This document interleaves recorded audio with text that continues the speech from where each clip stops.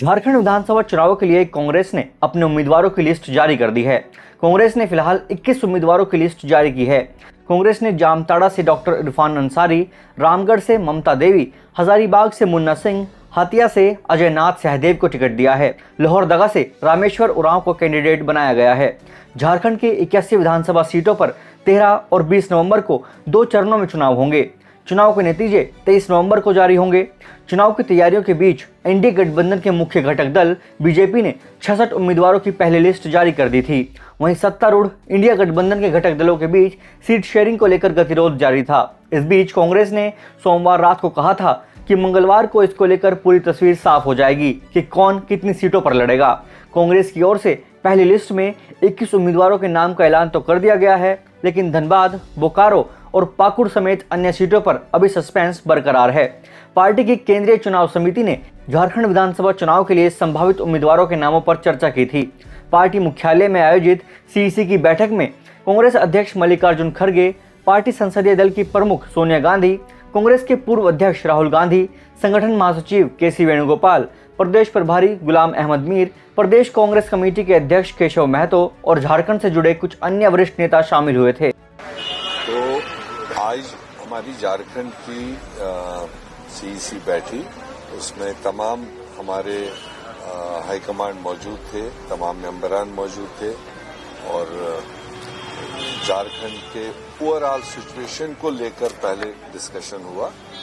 तो उसके बाद नेचुरल सी बात है कि सीटों पर ही डिस्कस करना था, तो सीटों पर एक एक करके डिस्कशन हुआ और जो पैनल थी उसमें मैक्सिमम हमने आज जो हमारे पार्टी की तरफ से लड़ने थे, मैक्सिमम सीटें करीब 70% सीटों का हमने डिस्कशन किया। तकरीबन वो आज लेट नाइट तक या सुबह तक आ जाएगा और कुछ सीटों को थोड़ा सा रिविजिट करने का डायरेक्शन हुआ है।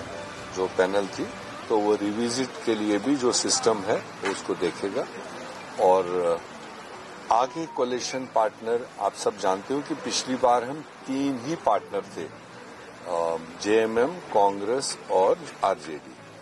तो आज एक खूबसूरत पार्ट ये है कि हमारे झारखंड में एक और पार्ट इसमें अलायंस में आया है, जो सीपीआईएम है। तो इसलिए जैसे पहले हमने वहां पर कह दिया था कि 70 सीटों का हम लोगों ने ऑलमोस्ट क्लियरेंस दिया था।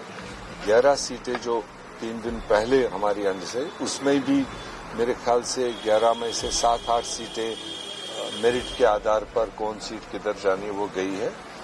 आज थोड़ा लेट तक 2 या 3 सीटें हैं जिन पर हर एक की अपनी क्लेम है, तो फाइनल डिसीजन मेरे ख्याल से उसका भी आज लेट नाइट तक आएगा। कल दोपहर तक हम आपको क्लियर कट पिक्चर देंगे कि कौन सीट कौन सी पार्टी लड़ रही है और कौन पार्टी को कितना फिगर मिल रहा है।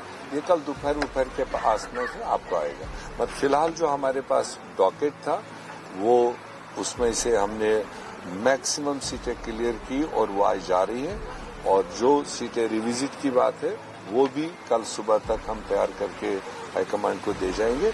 अल्टीमेट एम ये है कि पहले से बेहतर अलायंस को लेकर, पहले से बेहतर अचीवमेंट्स को लेकर हम झारखंड में चुनाव में उतर रहे हैं और पूरी उम्मीद है कि हम पहले से बेहतर रिजल्ट अलायंस लेकर आएगा और एक मजबूत सरकार बनाने का फिर से हमारा प्रयास है। महाराष्ट्र और झारखंड विधानसभा चुनाव को लेकर कांग्रेस की केंद्रीय चुनाव समिति की बैठक सोमवार शाम ही खत्म हुई थी। खबर सामने आई थी कि बैठक में महाराष्ट्र की 63 सीटों पर चर्चा हुई है।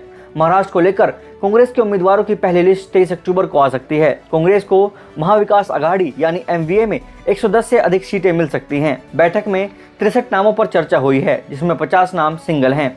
हालांकि हरियाणा से सबक लेते हुए पार्टी सिंगल नामों पर भी मंथन कर रही है। 10 से 12 ऐसी सीटों पर चर्चा हुई जिसमें 1 से ज्यादा नाम हैं।